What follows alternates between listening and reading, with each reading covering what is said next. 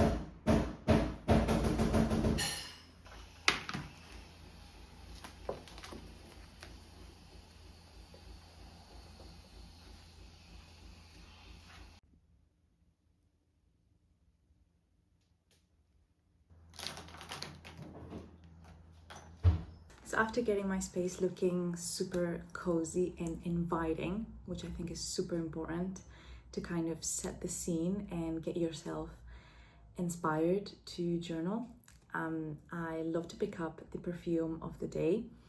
And I just think it's so important because it brings back memories. The scent is just so incredible. Reminds you of a person or something. I got this one as a gift and it was limited edition, and I have like 2 sprays left, so this might be the last time I'm using it. But yeah, I would highly recommend that you pick up a perfume and appreciate the scent and where it reminds you of who it reminds you of. This smells like roses, beetroot, just very, it's not the best for autumn, but I was feeling this one today because it's sunny. After that, I like to pick up music that I'm gonna be listening to while I'm journaling. And I picked up these 2 CDs, a really good collection, I think. So today we've got Bjork, Gold Collection 2001. I am obsessed with this cover. And then UB40, Labor of Love. Both of them remarkable albums. I love Björk. Has anyone heard her song with Rosalia? I thought it was really good. I feel like since I started listening to albums as one piece of work, you appreciate the music more. And it's like a cohesive piece of art. I highly recommend you start getting into more physical media instead of having everything digitalized. But yeah, these are the albums that I'm going to be listening today while I journal. I think if you have stationery that invites you to use it, then you are going to use it. And I also just love buying stationery. So the journal that I use is a Moleskine expanded version. So it's thicker than their usual ones. I've had a lot of different journals. I've tried almost everything. And I think this is it. This is my forever journal. This is what I'm going to be repurchasing. I think the thinner versions are too small and I don't want to have to keep changing notebooks. I just like having one notebook and carrying it around with me. I think it's very durable. The leather is amazing. The paper quality is really, really good. So I would highly recommend Moleskine. And yeah, expanded version is just the best.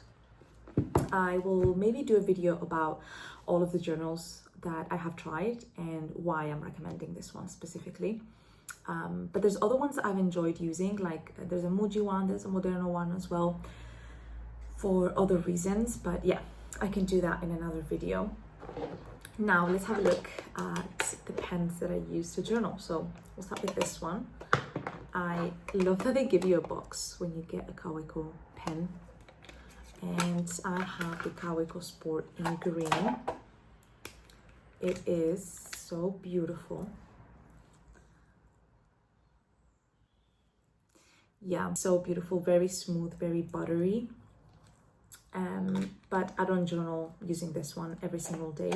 Ink cartridges, which I love. And then this is my pencil case. This is from Muji. These little stickers are from Japan.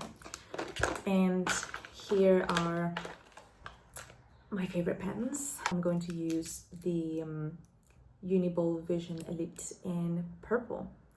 The purple is really dark, so it kind of writes as black. Choose our favorite pen, or one of our favorite pens, and we are going to light a candle. I've got this one that I haven't lit yet. It's all about setting the scene. It's all about making your environment as inviting, as comfortable, as nice as possible. Light some incense or Palo Santo. And yeah, we'll start journaling. There is something so human about holding your memories, so real, so tangible. There is an unnamed reassurance that it was all real, that my life is real. You need to first understand that you do not need to live an extraordinary life to be able to write about it. It is mundane, everyday moments that you should be archiving, in this case through writing, instead of single moments like a trip. Think of what your older self would want to know. You might be interested in knowing what you had for breakfast, or what you thought of a certain person, or your daily routine, or where you find beauty, or your review of the latest museum or gallery you visited. The key is to remain honest to yourself. So much in life feels extremely performative nowadays. In order to journal authentically, you need to show up as yourself with no audience to perform to. My writing style changes all the time, depending on how I feel. When I'm calm and want to reflect, I tend to write in stream of consciousness, which is what I'm doing now. Not necessarily focusing on anything, just letting my thoughts flow with what I see, feel, smell. Other times I write frantically, but I always stay true to myself.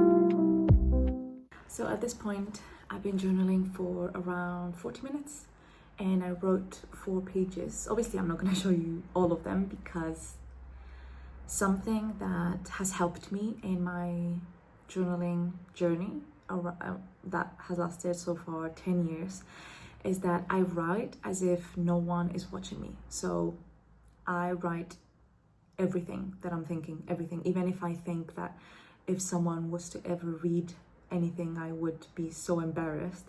You have to write as if no one is watching you, as if no one would ever read it, because that's the only way to journal. Otherwise, you're performing. And although I know that I'm doing a video essay and I'm putting the camera and it feels performative, what I'm writing is not, if that makes sense.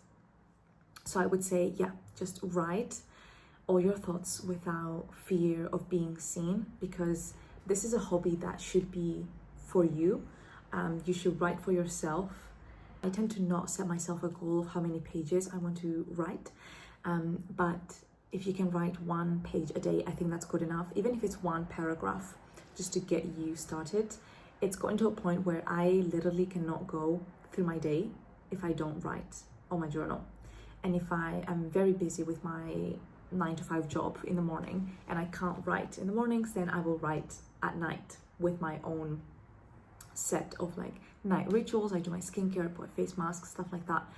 It's all about just, like I said, setting the scene, making yourself feel comfortable and your environment to feel inviting for you to feel safe to pour your thoughts in your journal. So once I'm done writing, I like to read back when a couple days pass, just because maybe my perspective has changed on certain things. And sometimes I find that, oh, I could write a bit more about this and share it. I find that that's a good way also to get into Substack or any blog really that allows you to share your thoughts, is to have a repository where you can share your thoughts unfiltered, and then maybe you find something that, wait, actually I do want to share this. I think that's it for today's video. If you've enjoyed it, give it a like and subscribe, and I will see you in the next one.